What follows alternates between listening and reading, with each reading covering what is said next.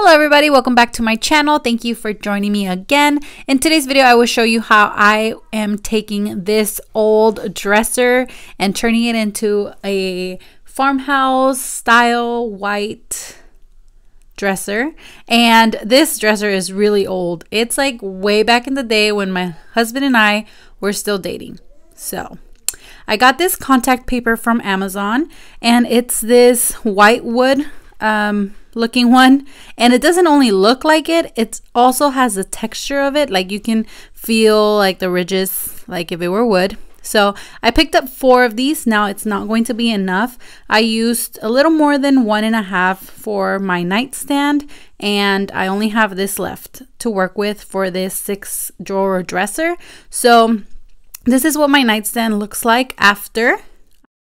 So for this project, I am using an X-Acto knife just to make my cuts more precise, and a screwdriver to get the hardware off the drawers, and scissors for cutting the contact paper, and Mod Podge. This is going to be my sealer for the edges and the corners of the drawers, and they have different finishes. I got the matte, and you're also going to need an old card or an actual tool for contact paper. I didn't have one of those little plastic blade looking things, so I'm using an old card, and I'm just gonna go ahead and remove the hardware by unscrewing it and cleaning the dresser a little bit because it is really yucky. So I'm gonna go ahead and clean it, making sure it's completely dry at the end of it.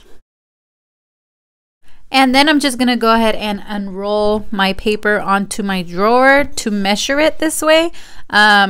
Maybe you could have brought out a ruler or a measuring tape and got, you know, better measurements, but this worked for me. So I just rolled it over onto the edges of the drawer and gave it enough extra paper to be able to fold it over so it's not like right on the edge, because you don't want any of the other color peeping through. So I'm gonna go ahead and cut it, and then I go ahead and measure the height of the drawer.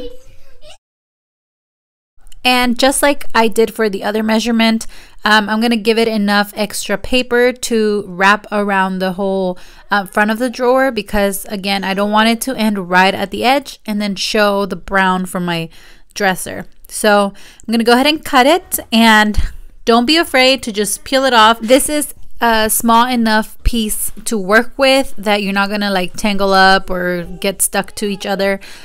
So I just went ahead and peeled it right off, and like I said, this paper is really generous with the time that you have to arrange and rearrange the paper. It does stick very well, but before I like really pressed on it, I was able to lift it up and arrange it just so it wasn't like all lopsided and it was even.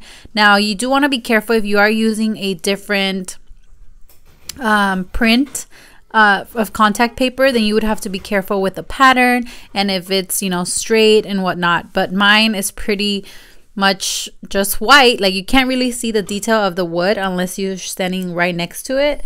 And then I'm just gonna take my old credit card. Make sure it's an old credit card because it will scrape the edges off, and you're gonna end up, yeah, use an old card if you're using a credit card or a debit card. So I'm just gonna go ahead and scrape it over and get rid of all the air bubbles. Now, if you have folded in your corners and you find an air bubble at the end, you can just poke it with a needle, and the air will come right off, and it won't mess with the pattern. So make sure to get those corners down. So to start folding the corners in, I first just made these slits on each corner so I can fold the first flap down, and make sure to be really tight when turning these in, when folding in the edges, because if you leave any extra air in there and then you pass your card over it, it's going to create this like little ridge and fold on there. You want it to be smooth, so be careful and go around those edges really tightly so the paper sticks well. And yeah, so just be careful with that. And then for the other flap, I'm gonna go ahead and make another slit, because as you can tell, it creates kind of like a little round, like a C shape. So I cut that off, and then I just fold it over on top of the other part.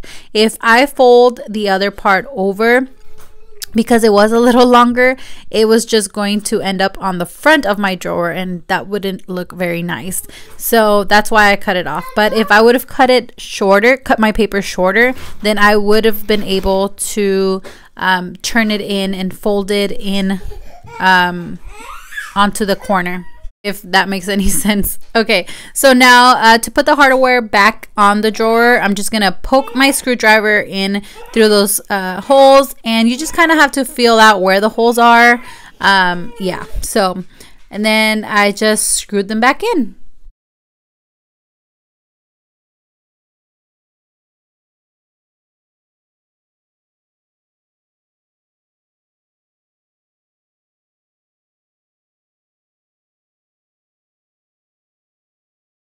And then just to make sure that no edge, no corner lifts up, I just went ahead and put some Mod Podge on this paper towel and just ran it through like that on the edge.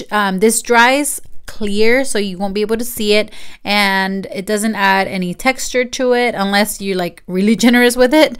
But this is what I have right now. I got all 6 drawers done with the remainder 2 rolls. I still do have maybe a little less than 1 roll left, but it's all scraps, so I don't know if that's going to be enough for the top and the sides, and then I also have to get in between the drawers. So this is what it looked like before, and this is what it's going to look like after I get my extra roll. So that is it for today. Thank you so much for watching. Don't forget to subscribe and follow us on Instagram, and we will see you guys on the next one.